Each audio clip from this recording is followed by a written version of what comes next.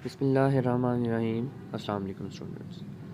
I am Engineer Shazib Akram and today we are going to learn lecture number 5 of chapter number 6 in second year chemistry.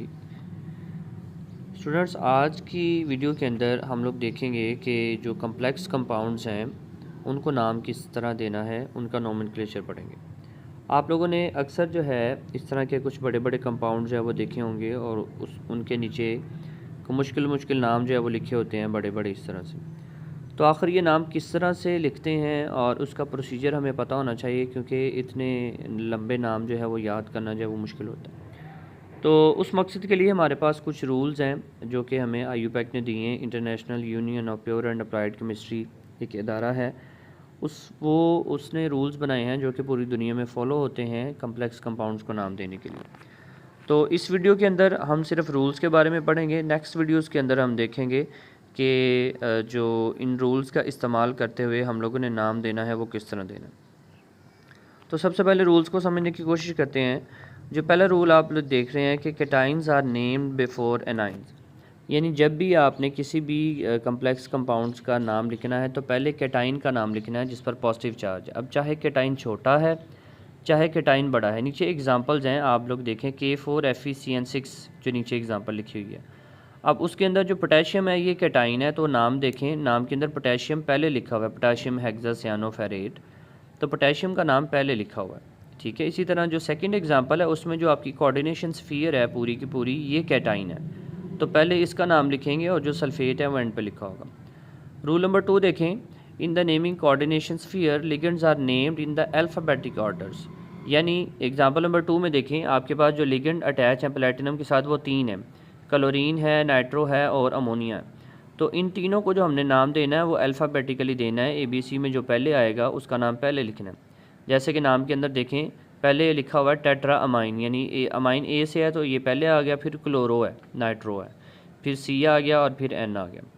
Rule number 3 देखें, the prefix di, tri and others are added use to specify the numbers of ligands, यानी जितनी ligands की तादाद होगी वो हमने mention करनी है साथ। जैसे एग्जांपल नंबर 1 में देखें CN6 लगे हुए हैं तो नाम में लिखा हुआ है हेक्सासियानो।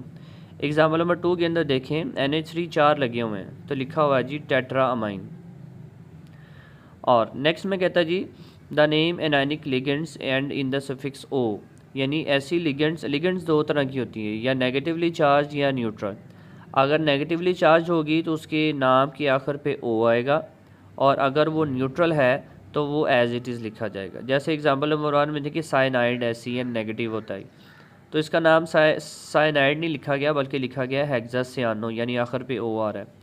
लेकिन एग्जांपल नंबर 2 में देखें जो अमाइन है टेट्रा अमाइन, उसके आखिर पे O नहीं आया क्योंकि अमोनिया पर कोई चार्ज नहीं है। अच्छा जी, उसके बाद रूल नंबर 6 में देखें, कहता है जो suffix ATE comes at the end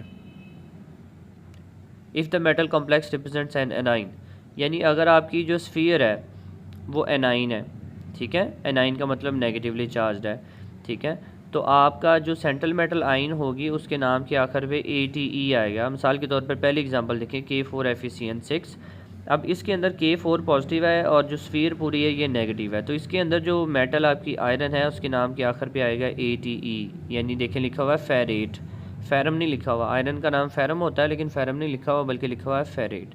तो ये रूल नंबर 6 है। और रूल नंबर 7 में कहता है the oxidation number of metal ion is represented by the Roman numeral in parenthesis following the name of the metal, यानी हर नाम के आखिर में देखें ब्रैकेट में लिखा हुआ है कि पहले में लिखा हुआ है 2, दूसरे में लिखा हुआ है 4 और तीसरे में लिखा हुआ है 3।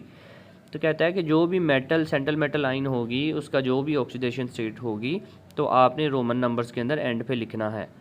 अब ये नंबर हमें कैसे पता चलता है ये हम नेक्स्ट वीडियो के अंदर देखते हैं, और नाम कैसे देना है ये भी नेक्स्ट वीडियो के अंदर देखते हैं।